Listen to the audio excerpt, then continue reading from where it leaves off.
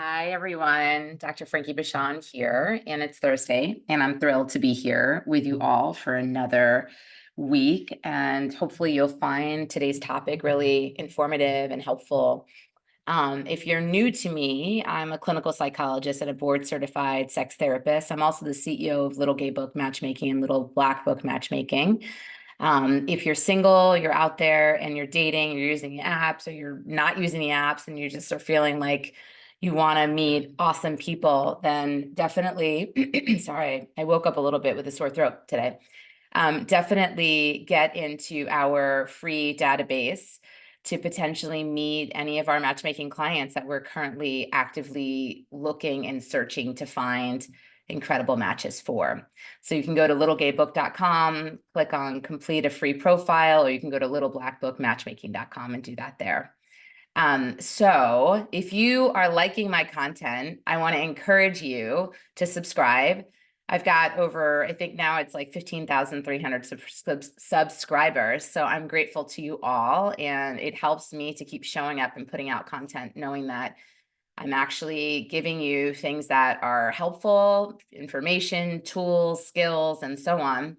And so please make sure to like, share, and subscribe. And there's a little bell below if you're interested in getting notifications when new content that I put out weekly, which I do put out my vlog weekly, but I also do a podcast. So definitely click that bell below and select all so you get notifications when my newest content comes out.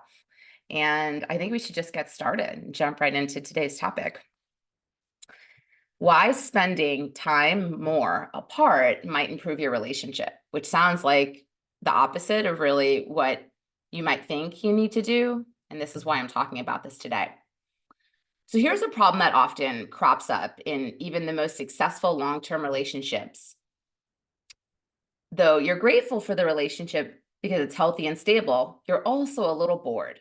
Maybe things just feel a little dull. Maybe you're having less sex or starting to feel like you're just roommates. A common reaction to this feeling is to try to invest further in the relationship, planning more dates, taking trips, or spending more intentional time together and communicating, of course. These things are almost always a good idea, but there's another helpful approach you may not be considering, which I want you to think about, which is spending less time together. And here I'm going to explain in a moment why I think this. Separate activities keep novelty and mystery alive. Novelty and mystery, in their own way, are the driving force behind the early stages of a relationship. We want to know everything about this new person you're infatuated with. What was their childhood like? How do they take their coffee? What do they think of all your favorite movies? Everything they do is fresh and charming, and you're delighted by each new personality trait or piece of personal information that they share with you and that you discover. Over time, as your connection becomes a long-term relationship, novelty and mystery are slowly being replaced by security and stability. You already know all your partner's go-to funny anecdotes at parties. You know their Chipotle order by heart.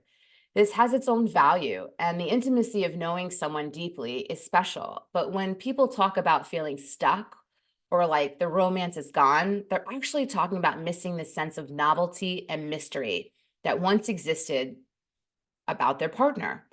Intentionally doing some parts of your life apart is one way to keep some of this alive in your relationship.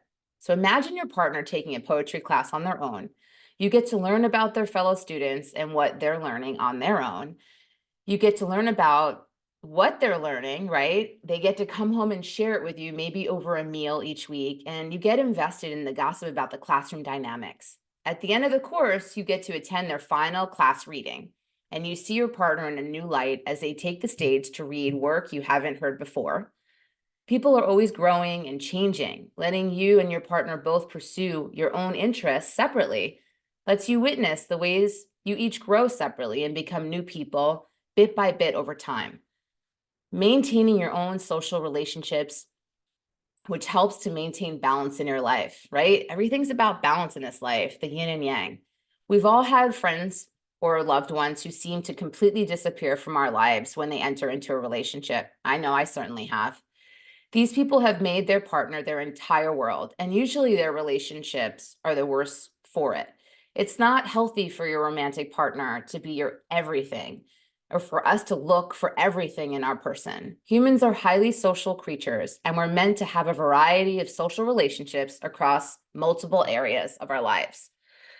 We're each slightly different people in each of our social relationships, too. Maybe we're goofy and carefree with our brother, gossipy and intellectual with our best friend, and focused and competitive with our recreational rugby team.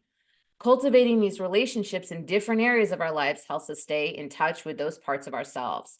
A full, vibrant set of relationships is correlated with a full, vibrant sense of self, which is super, super important. We need to have a full, vibrant sense of self.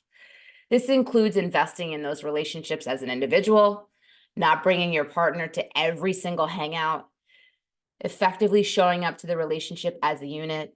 Limiting your social world to just your partner is also a way of limiting who you are, and being a more boring version of yourself means your relationship becomes more boring too, right? Is this starting to make sense, folks? Independence prevents resentment of your partner. When someone's only major social relationship is their partner, it doesn't just make their world smaller, it can cause a lot of active problems in their relationship. It puts an enormous amount of pressure on a person to be their partner's everything, their only form of social support. It may put them in a situation where they feel guilty taking time out for themselves, actually, or making plans with others, or where they feel obligated to take on your interests and your activities so that you don't have to do them alone, where they feel personally responsible every time you feel lonely or bored. Can you imagine? Like the weight that just feels super heavy. Many of us saw the impacts of those during those kind of couples during quarantine, during the pandemic, where we felt our social circles constricted our lives in partners. A surprising number of fights grow out of this. Arguments about whether to go out or stay in on a Friday night, about being stuck in the house and never going out and doing anything, about how you've always wanted to do X activity, but your partner doesn't, so you've never been. Being open to doing these things separately, either with other people or alone, instantly relieves that tension from all of these arguments. At the end of the day, you are responsible for your baseline level of satisfaction in life, not your partner, and it's each of our jobs to invest in our building the kind of life we want to live. Doing so will only benefit your relationship in the long term. A couple who's happy apart will be happier together. So hopefully you are taking something from today's talk. And if this sounds like you in some way, or it resonates for you, or you have a friend that you know is engaging in their partnership in this way, I encourage you to share and maybe even bring it up in conversation, have a discussion about it. I do know that I once had a really good girlfriend of mine question why I went out without my partner to galas or functions. And I remember explaining this. This is like over a decade ago. And it was just like so foreign to her. She couldn't understand how in the world I would go to events where most people show up partnered. And it's just healthy. It's healthy to have your own stuff going on, and it infuses energy and excitement into the relationship. It builds self-confidence, self-esteem, and self-worth. So thanks so much for tuning in today. Kisses, hugs. I look forward to seeing you all next week.